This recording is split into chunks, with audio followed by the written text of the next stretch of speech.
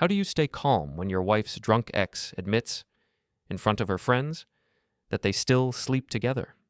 What do you do when everyone laughs at you, calls you insecure, and treats you like the jealous husband while they hide the truth in group chats and photos? How far can one quiet man go, using only the law and his own dignity to turn that birthday party joke into the day everything finally changed? Before we dive deeper into this story, I have one small request. Please subscribe, drop a like, comment, and hit that hype button to boost this channel so more people can discover these incredible stories. My name is Aurelio Trent. I am 33 years old, and until my wife's last birthday, I honestly believed our marriage was normal. We argued sometimes, we were busy, but I thought the foundation was solid. That night showed me I had only known the safe version of her, the one she stood beside me in photos. When I came home from work, our small apartment kitchen smelled like perfume and hairspray. Makeup bags, brushes, and open drawers covered the counter. Lena rushed between the bedroom and bathroom in a glitter dress, phone on speaker, laughing with her friend Nadia about the rooftop bar. She said the lights would look perfect in her stories. I heard Nadia ask if Mason, my wife's ex, was coming. Lena replied cheerfully that of course he would not miss her birthday. My stomach tightened, but I reminded myself I had agreed to this. I wrapped her gift at the table, a bracelet I had slowly paid off, and told myself my job tonight was simple. Smile, support her, and keep my doubts to myself. On the drive across town, she scrolled through group chats, laughing at inside jokes I did not understand. By the time we stepped out of the elevator at the rooftop bar, she was already posing, shoulders back, phone ready in her hand. A long table by the railing was full of her friends. A glitter banner with her name hung behind them. As soon as we stepped in, people shouted her name. Phones lifted, flashes popped. They pulled her to the center seat like a queen arriving at her throne. A few hands patted my shoulder and called me lucky, but their eyes were already back on her. I took a chair a little to the side, close enough to pour drinks and take photos, far enough that I could see everyone clearly while almost no one looked back at me. Mason arrived late, as if the room would wait for him. He walked in with a camera around his neck and the easy confidence that made people turn toward him without effort. The cheers for him were louder than the ones for me. Lena's face brightened in a different way when she saw him. She stood and hugged him, longer than she needed to, while someone at the end of the table filmed it. I reminded myself of every time she had told me they were just friends now, that adults can have history without danger. Drinks started moving faster. Shots, cocktails, champagne. Nadia filmed short clips of Lena laughing, Mason pouring drinks, and me in the background with polite half-smiles. Whenever I tried to join a conversation, it slid back to old stories I did not know. Trips, parties, jokes from years before I met her. I nodded, listened, and told myself that loving someone sometimes means accepting that you arrived late into their story. At some point, a guest stood with a glass and shouted that it was time for a real toast. Phones rose all around the table in one smooth movement. Nadia moved closer, saying she wanted the perfect clip. Mason was already drunk, his words loose, his shoulders swaying. He stood beside Lena, one arm on the back of her chair, and started talking about how special she was, how nobody knew her like he did. The table laughed and clapped at every line. Then he leaned closer to her, turned his eyes toward me, and said that some connections never end, that some people stay in your bed even after a ring appears on your finger. He added, still smiling, that they still slept together. For a second, the music, the glass sounds, even the air seemed to pause. I saw several phones pointed straight at them, recording every word. I watched Lena's cheeks flush from the attention, and then the table exploded in loud laughter, like he had dropped the funniest line of the night. My heart slammed in my chest, but I did not stand, did not shout, did not reach for him. I leaned forward a little and, in a calm voice, asked what he meant. I did not threaten anyone or raise my tone. I simply asked, because a husband who hears that his wife still sleeps with her ex deserves at least one clear answer. Lena rolled her eyes, not just at me, but at the whole table, like I was a child breaking the mood.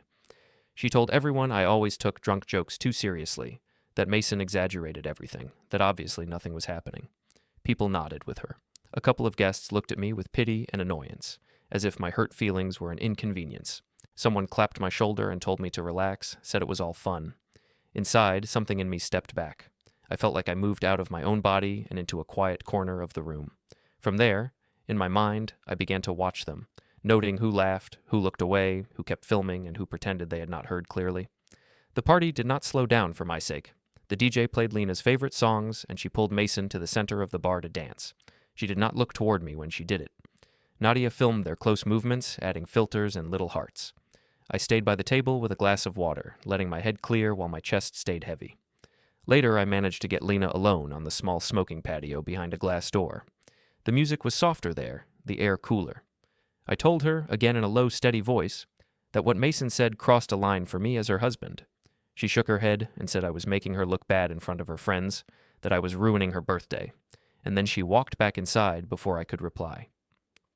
From the doorway, I watched her slide back beside Mason, laughter and raised phones closing around them like nothing serious had been said at all.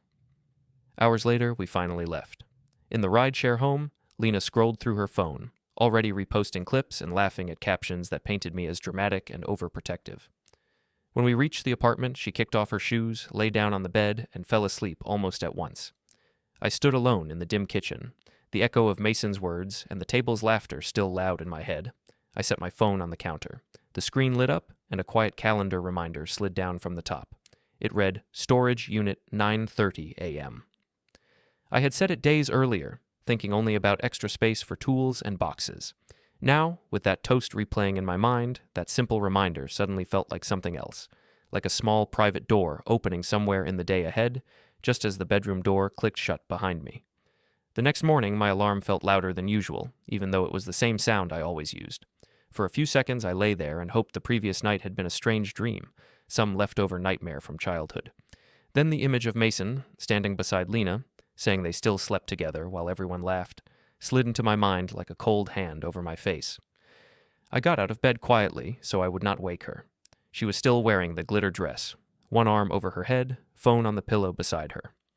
I walked to the kitchen, made coffee, and checked the time. It was just after 7. The calendar reminder about the storage unit at 9:30 a.m. was still there on my phone, waiting. Instead of canceling it, I moved it to the next day. Today I needed to get through work without falling apart. On the commute, the city looked the same, but my chest felt different, like there was a tight band around it. On the train, I opened my social media and saw Lena's reposts from the night before. Short clips of her laughing, of Mason pouring shots, of me in the background with a tight jaw and tired eyes. She had added captions about her serious husband who needs to relax, with laughing emojis. People had already started commenting. Some were her friends, some were strangers. They all saw only one angle of the story. When I walked into the open-plan office, the usual keyboard noise and low conversation sounded thin and strange. A coworker who usually greeted me with a joke only gave a quick nod and went back to his screen. At the far row of desks, 2 colleagues looked at their phones and then at me. One of them whispered something. They both laughed softly and pretended to switch tabs. I sat down at my workstation and opened the project files, forcing my eyes to follow budgets and timelines. But a notification icon on my phone kept glowing. I finally gave in and tapped it. Nadia had tagged Lena and me in a short video. Mason stood with his glass, arm on the back of Lena's chair. The text she added said that he was joking about old times while the jealous husband watches. The clip cut right after the line about still sleeping together, ending on my face, eyes wide, lips pressed into a hard line. Over the top, she had written a caption about some men not being able to take a joke. I felt heat rise under my collar, but my hands stayed flat on the desk. I took a slow breath, pressed and held the screen, and saved the video to my phone. I told myself that I was only saving it so I could show Lena later, to prove how bad it looked, but a different, quieter part of my mind was already sorting it into a mental folder next to all the things that had not made sense before. A little after 9, my manager, Mr. Hanley, walked past my desk. He always had a calm, unreadable face, the kind that helped in difficult client meetings. Today, his mouth made a small, tight line when his eyes met mine. He paused, looked down at his watch, and said he would like a quick word in one of the small meeting rooms. The whole walk down the aisle felt like a slow walk across a stage. I could feel eyes on my back, even if no one was openly staring. Inside the glass-walled room, Mr. Hanley closed the door and sat opposite me with a printout of a client schedule and his tablet. He did not shout or act angry. He just said that the company prided itself on professionalism and that he understood everyone had a private life, but sometimes personal things became visible to clients. He turned the tablet around. Nadia's video was on the screen, open to a public profile. Behind Mason's drunk grin and Lena's shining face, you could see our company logo on a sponsorship banner from an event several weeks earlier, because Nadia had stitched clips together. My name was tagged in the corner. Mr. Hanley said he had received a message from a client who joked about our dramatic office culture and asked if everything was okay. He asked me, in a measured voice, if there was anything that might affect my work, and if I could be more careful about where our company's name appeared. I listened, ashamed but also strangely calm. I told him there was trouble in my marriage, that my wife's friends liked to post everything, and that I did not control what they put online. I promised that I would make sure nothing from my side hurt the company. I said I would keep my work separate and stable. He nodded slowly, tapping the tablet with his pen. He said he believed I was a good worker and had never had issues before, and he wanted it to stay that way. Then he reminded me that some clients searched staff members online now, and that public scenes could hurt business, even if they were just jokes. I said I understood. Inside, I filed his words under the same label as Mason's confession. Not a joke? Not really. When the meeting ended, I returned to my desk, suddenly aware that my marriage had now walked into my workplace with me, wearing glitter and holding a phone. During lunch, I chose a table in the corner of the break room, away from the usual group. I opened my laptop and connected my phone. While everyone else scrolled their own feeds and talked about weekend plans, I quietly copied the birthday videos, screenshots of the comments, and the clip Mr. Hanley had shown me onto a neutral folder on my work drive. I named it something simple, just initials and a date code, nothing emotional. Then I created a small spreadsheet next to it. In one column, I put dates, in another, locations. In the third, short descriptions, a few words each. Rooftop bar birthday, drunk toast, still sleep together. Video edit, caption about jealous husband. Manager meeting, client saw clip. It looked almost silly in its simplicity, but reading the list in order gave the events a shape that the noise of the night, the music, and the laughter had hidden. When I saved the spreadsheet, a small cloud icon appeared on the screen and a message popped up. File uploaded successfully. The words were plain, but they gave me an odd feeling of weight. It was like dropping small stones into a jar, one by one, hearing the sound each time. I minimized the window when I heard footsteps near the door. A coworker entered, glanced at my screen, saw only the project dashboard, and asked if I was joining the others for coffee. I said I would stay and finish some numbers. He shrugged and left. I looked at the corner of my laptop screen where the sync icon still glowed for a second before fading. In the afternoon, my phone buzzed a few times on the desk. I tried to ignore it, but the vibrations became a pattern I could not block out. Finally, I checked it. A group chat with some people from the rooftop bar had a new message. Someone had made a meme out of a freeze frame from the video. It showed Mason leaning over Lena with his glass high, and me in the background, face tight, eyes narrowed. Over my head, they had written a joke about me planning a murder documentary when I was really just upset about nothing. Underneath, there were laughing reactions and comments about how I should chill out and trust the queen. My thumb hovered over the screen. For a second I wanted to reply, to tell them what it feels like to see your doubts turned into a joke. Instead, I saved the image and put the phone down. As I did, I saw a shadow fall over my desk. I looked up and saw Mr. Hanley standing there again, hands in his pockets. Expression serious, but not unkind. He said he had just received another email and asked, in that same careful tone, if we could have another quick word before the end of the day. My phone buzzed again on the desk with another notification from the group chat, the meme still open in a small preview window as I stood up and followed him toward the meeting room, feeling the shape of the day shifting under my feet. Over the next few days, the birthday clips did not disappear the way I hoped they would. If anything, they spread and changed shape, like smoke shifting in different light. At home, Lena treated the whole thing as a funny story. She said her friends thought I had been too serious, but that it made good content. When I tried to bring up Mason's words again, she waved her hand and repeated that it had been a drunk joke, nothing else, and that I was making us both look bad by refusing to laugh. At work, I stayed focused, double-checking every line of every document until my eyes hurt. My coworkers slowly stopped whispering, but I could still feel the ripple of what had happened each time a phone lit up near my desk. In the evenings, I sat in the guest room with the door half closed and scrolled through my growing folder of saved posts. Seeing the events written and recorded in order gave me a kind of cold clarity. It did not give me comfort, but it taught me something important. Jokes could be used as a shield, laughter could be used as a weapon. About a week after the party, Lena stood in the kitchen with her phone turned sideways, watching a new clip that Nadia had edited. I heard my own name under a caption about jealous husbands at parties. Lena said she and her friends needed to show everyone that we were fine, that we could laugh together, and that I trusted her. She said the best way to do that was to join another group night at the same rooftop bar. She spoke like it was a small thing, almost like a test. If I refused, I would prove her right in their eyes. If I agreed, I would help her rebuild her image. I did not answer right away. I watched the coffee drip into the pot and thought about my manager's face when he showed me the video. Then I told her I would go. Not because I wanted to celebrate, but because I needed to see how the story looked when it had settled in other people's minds. We took a car across town again, just like the first time.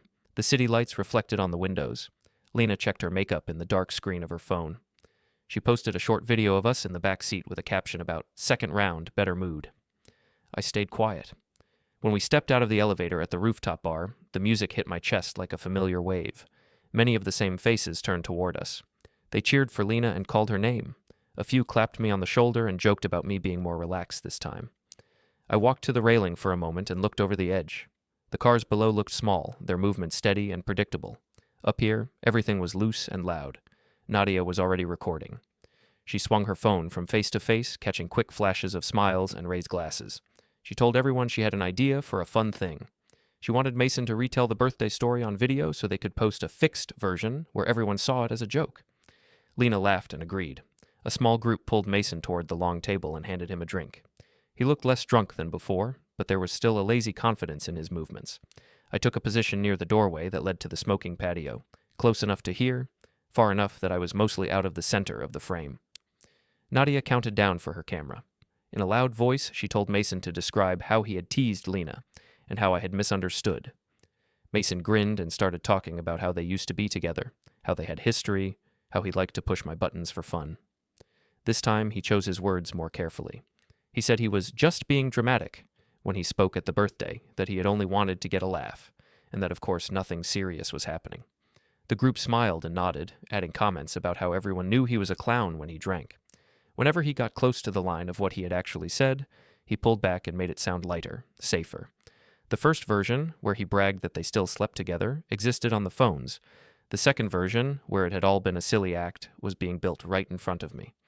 While they filmed, a woman I only half remembered from the first party slipped out to the smoking patio. She lit a cigarette, took a drag, and then looked at me. She said, in a quiet voice, that she had seen the original clip before it was edited, and that it had not looked like a joke to her at all. She said she had heard Mason brag later that night that he had told the truth, not just teased. She did not stay long. After speaking, she flicked ash over the railing, said she did not want to be in the middle, and went back inside before anyone noticed who she had been talking to. I thanked her in a low voice, but she had already turned away. In the restroom a little later, I locked myself into a stall for a minute and took out my phone. There were several notifications. One missed call from a number labeled as private, and a message in a thread I had titled Follow-Up. I opened the list of calls and looked at the timestamp of the private call, then at the thread name. For a long second, my thumb hovered over it. I did not read the message itself. I only saw the small preview on the lock screen, a few neutral words about next steps and availability. Then I cleared the notification and locked the phone again. I told myself I would handle that part when I was somewhere quieter, somewhere that did not smell like spilled drinks and smoke. Right now, my job was to pay attention. When I stepped out of the restroom, the energy in the rooftop bar had shifted again. Nadia was in the center of the crowd, waving her phone, shouting that they needed one more shot for the story.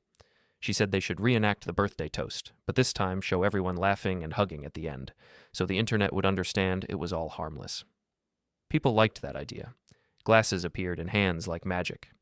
Mason and Lena took their places near the middle of the long table. Someone turned the music down a little. Another person called for everyone to gather around.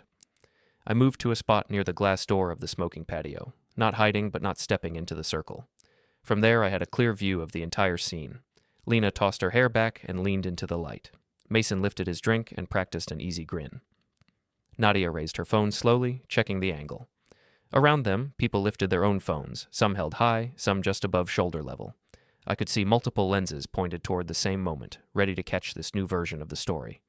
A chant started, half playful and half demanding, urging Mason to say his line again, to make the crowd howl. In that second, time seemed to stretch. I saw the screens shining, the shadows of faces behind them, the way everyone leaned forward with expectation. I stepped one pace backward, just far enough that in most of the frames I would be a shape at the edge instead of the center. My heart did not race this time. It beat in a slow, steady way. I understood suddenly that every camera in that room was not only a toy, but also a future witness. The chant grew louder, calling for the reenactment, while flashes started to pop like small bursts of lightning around the table. The first real crack inside our home did not appear during a fight. It appeared during a quiet weekend at the park. Lena told me her parents wanted to meet us there and see Ellie, since they had been busy and missed the birthday party.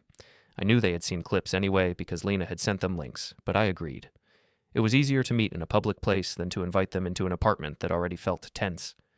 The afternoon was bright, the kind of day that should have smelled like simple happiness. Ellie ran toward the swings as soon as she saw them, her small legs moving fast, her ponytail bouncing. Diane and Robert stood near a bench, holding a small bag with toys and snacks. Diane hugged Lena tightly, then gave me a shorter, polite hug. Robert patted my shoulder in a quiet way. We watched Ellie climb onto the swing set and shout for us to push her higher. For a while, everything looked normal. Diane fussed over Ellie's jacket, saying the wind might pick up. Lena filmed a short video of her parents pushing Ellie on the swing and posted it with some cheerful caption. I stood by the bench and tried to let the scene wash over me like any other family weekend, but under the surface there was a weight that would not move. Diane eventually sat down beside me, smoothing her skirt, and looked at me with an expression that tried to be kind but carried something sharp underneath. She said she wanted to talk about the little situation from the birthday party. She said she knew I felt uncomfortable, but that I needed to be more flexible if I wanted to be married to someone as social as Lena. She told me I had embarrassed Lena in front of her friends by not laughing and that people were talking. I kept my eyes on Ellie, whose laughter floated over to us from the swings. I explained, in a calm, even tone, that Mason had not made a small joke. He had stood beside my wife, looked at me, and said they still slept together. I told Diane that the words were clear, that phones had recorded them, and that it was not something light for a husband to hear. Diane sighed and said men sometimes say things like that just to feel important when they drink. She said I should know better than to take it literally, especially since it was Lena's special night. She added that making a big deal out of it would only hurt Lena's reputation and make me look controlling. Lena, standing a few steps away, nodded and said I was obsessed with the toast and refusing to move on. She said all her friends thought I was overreacting and that I was turning a funny story into drama. Robert, who had been quiet, finally spoke. He said maybe everyone should just calm down and focus on Ellie, that no marriage was perfect and that we should work things out in private. His voice was gentle, but he did not ask Lena to explain anything or take responsibility for inviting an ex who felt free to say those words. The bench suddenly felt cold beneath me. It was clear that in any argument between Lena and me, their instinct would be to stand behind their daughter. Ellie ran back from the swings and climbed into my lap, cheeks flushed, hair messy, eyes bright. She asked why my face looked so serious when it was such a pretty day. I forced a small smile, kissed the top of her head, and said I was only tired from work. Diane watched us, then told Ellie that Mommy's birthday had been wonderful and that Daddy had just been a little grumpy. The word settled in the air like a label. Grumpy, not hurt. Grumpy, not betrayed. I did not correct her. There was no point. Instead, I focused on Ellie's small hands as she showed me a pebble she had found, shaped like a heart. Later, as the sun dropped lower, we said our goodbyes near the park gate. Diane hugged Lena and whispered something in her ear that I could not hear. She told me she hoped I would not punish Lena further for a silly night and that I should think about my family before making any big decisions. Robert shook my hand, eyes sliding away from mine, and said he hoped we could all find a way to laugh about this someday. The message was clear.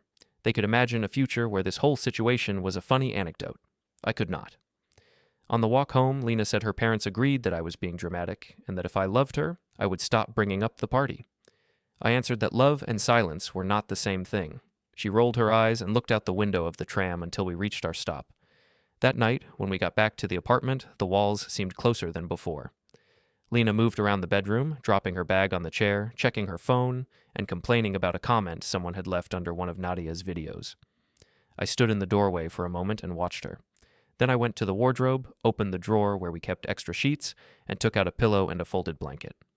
Lena turned and asked where I thought I was going with those. I told her quietly that I would sleep in the guest room for a while. I said I needed space to think, and that I was not ready to share a bed like nothing had happened. She exploded then, not with physical rage, but with sharp words. She accused me of punishing her, of making a show of my hurt, of acting like she had cheated when nothing physical was proven. I listened to every word without raising my voice. When she finally paused, I repeated the same sentence in a steady tone. I said I would sleep in the guest room because I did not feel safe pretending everything was fine. I told her that if she wanted to fix anything, it would start with truth, not with jokes. Then I stepped out of the doorway and walked down the hallway, the pillow under my arm, the blanket over my shoulder. The guest room was smaller, used mostly for storage and occasional visitors. That night it became something else. I set the pillow on the bed and unfolded the blanket. On the small desk under the window, there was a binder labeled Utilities. It was noticeably thicker than I remembered, not just bills, but other documents I had begun slipping inside. I placed it on the nightstand where I could reach it easily. As I arranged my things, Ellie appeared in the doorway, holding her stuffed animal. Her hair was still damp from her bath. She looked from me to the bed, then back down the hallway toward the closed bedroom door. She asked in a small voice why I was sleeping in here now, and if I had done something wrong. The question sliced through me in a way no adult comment had managed. I knelt, hugged her gently, and told her that she had done nothing wrong, that sometimes adults needed separate rooms to think and rest, and that I loved her very much. She nodded but did not look convinced. She walked back toward Lena's room, dragging the stuffed animal along the floor. When she disappeared, I opened the closet and pulled out a folder labeled Taxes. Taped inside the cover, out of sight from anyone casually flipping through, was a small USB drive. I checked that it was still secure, then closed the folder and slid it back into place. On the wall near the door hung a simple planner with dates written in black ink. One date near the bottom of the month was circled in red, next to the single word drop-off. I stood there for a long moment, listening to the muffled sound of Lena's voice in the other room and the soft creak of the apartment settling, while Ellie's question echoed in my head and my eyes stayed fixed on that red circle by the door. The first time my brother suggested I hit someone, we were standing in the gym locker room, sweat still cooling on our skin. Paolo had always been the louder one, the one who believed problems could be solved by direct force. That evening, after a heavy set, I finally told him the full version of the birthday story. I described Mason's words, the laughter, the memes, Lena's refusal to take any responsibility. Paolo dropped his towel on the bench and stared at me like he did not recognize his quiet older brother at all. He asked why I had not gone across the table and broken Mason's nose. I told him, while I laced my shoes, that fists would not change what had already been recorded, and that giving anyone a story about me losing control would only help them. Paolo cursed under his breath and said I was letting people walk all over me. I shook my head and said there were other ways to deal with lies and disrespect. He asked what I meant. I said I was not ready to explain yet. When I left the gym, the sky over the city was already dark, streetlights glowing like small moons.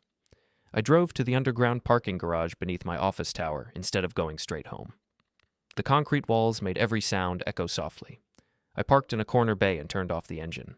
In the quiet that followed, I took out my phone and connected it to my laptop with a cable. The laptop balanced on my knees, its screen lighting the inside of the car. I opened the folder where I had been saving everything: videos, screenshots, chat exports, photos of bills and shared expenses, confirmation emails. I selected all of them and copied them onto a single USB stick. The plastic of the stick was plain, only marked with today's date in my handwriting. As the progress bar moved, I watched the names of files flash past. Birthdays, memes, late-night balcony calls, group chat jokes. Little pieces of the truth, stripped of jokes and filters. When the transfer finished, a chime sounded softly. I ejected the drive and held it between my fingers for a second. It felt light, but I knew what it carried. I reached over and opened the glove compartment. Inside, next to a small pack of tissues, I placed the USB stick and closed the compartment with a quiet click. My phone vibrated on the passenger seat. An alarm flashed on the screen with the label Paper Drop 7:45 p.m. I had set it earlier in the day. I looked at the time. It was already close. I dismissed the alarm without opening anything else, then started the engine. The idea of paper, of something solid and official, no longer felt distant. It felt like a road sign a little way ahead. At home, the apartment felt like two separate planets. The bedroom door stayed mostly closed. The guest room door now stayed mostly open. Ellie had drawn a picture and taped it to my wall, a simple image of 3 figures holding hands. I thanked her and told myself I would protect that picture as carefully as the USB in my car. In the kitchen that evening, Lena leaned on the counter, scrolling through her phone while a pot of water hissed on the stove.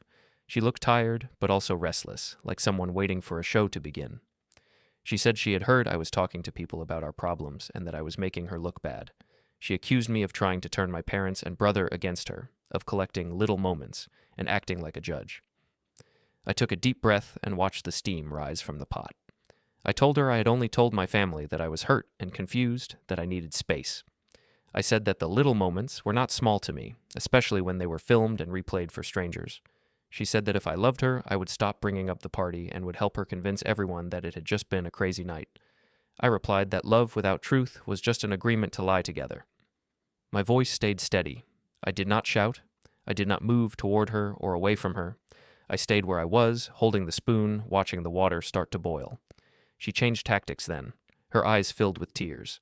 She said she felt like a prisoner in her own home, judged for every laugh and friendship.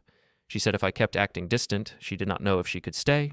She mentioned taking Ellie to her parents for a while until I calmed down. At that, something inside me locked into place. I set the spoon down carefully and turned to face her fully. I told her, in a very calm voice, that no one would remove our daughter from my life as a way to win an argument. I said we needed clear rules, not threats. She demanded to know what clear rules meant. Later that night, when the kitchen was empty, I opened my laptop on the table. The desktop was clean, no messy icons, only two main folders, Archive A and Archive B. Inside them were subfolders with dates and simple codes. I checked a few at random to make sure everything was in order. The files opened quickly. A chat log here, a payment receipt there, a screenshot of a late-night call timestamp. In my browser, I opened several tabs and glanced at the titles without clicking further. Storage options, delivery tracking, notary near me. The words made a quiet line across the top of the screen. They were not answers, but they were tools. I heard footsteps in the hallway. Lena's shadow passed across the doorway. Without hesitation, I minimized all the windows, leaving only a blank desktop and a neutral document open. She stepped in and asked what I was doing. I said I was looking over our monthly expenses, trying to understand where our money went. That was also true. I had a binder on the counter labeled household and another in the guest room labeled utilities, both thicker than before. She frowned and said I was turning into an accountant instead of a husband. I said that someone had to be serious in this house, since jokes seemed to be the main way problems were handled lately. Her voice rose. She called me cold, calculated, unforgiving. She said she could not live with someone who kept a list of her mistakes. She pointed toward the guest room and said my moving into it had humiliated her. I let her speak until the words ran out. Then I told her, in that same steady tone, that I had reached a point where pretending was no longer possible. I said I would not beg or threaten, I would not throw things, and I would not touch anyone in anger. I told her I had been collecting facts because feelings alone were never enough when people started changing stories. She stared at me, breathing hard, cheeks flushed. She asked, almost in a shout, what I planned to do with all those facts, with my folders and quiet notes. For a moment, the kitchen felt very small. The only sounds, the ticking of the clock and the faint hum of the fridge. I looked her in the eyes and answered clearly. I said that I would handle everything properly. I told her that I would not keep living like this, and that soon there would be a clear path, not just endless arguing. I did not explain the steps. I did not use complicated words. I only repeated that I would handle it properly and that she would see what that meant when the time came. She fell silent then, as if the shape of my calm scared her more than anger ever could. After a long pause, she grabbed her phone and walked out to the balcony, closing the door behind her. Through the glass, I saw her pacing while she spoke to someone, probably Nadia, her free hand cutting through the air in sharp gestures. I turned back to the table, opened my laptop again, and moved one more set of files into Archive B. As I did, my phone on the counter lit up again with the earlier alarm label. Paper drop, 7:45 p.m., still visible in the history. The words glowed for a second, then faded, while Lena's muffled voice rose and fell on the other side of the glass, trying to make sense of a husband who no longer argued, but had finally decided to act. On the morning we met at the courthouse, I arrived first and sat in the lobby with my hands folded, watching the security line move. My phone screen showed a short note from my attorney, just bullet points reminding me not to argue, not to explain, to let the documents speak. I read it twice, then locked the screen and slipped the phone into my pocket. When Lena walked in with Diane and Robert, she looked annoyed, not scared. She thought we were signing some forms for Ellie's school records and a passport update. She told me this whole visit was proof I was finally taking responsibility. I did not answer. I stood with them near the big directory sign, under the high ceiling where every voice echoed. A man in a neutral jacket stepped toward us, confirmed Lena's full name, and handed her a thick envelope. He said she was being served related to a family law matter, then turned and walked away. She tore it open, scanned the first page, and her face transformed. She demanded to know what this was. I told her calmly that it was a divorce petition with temporary orders for Ellie and the apartment. Then I turned and walked out into the daylight.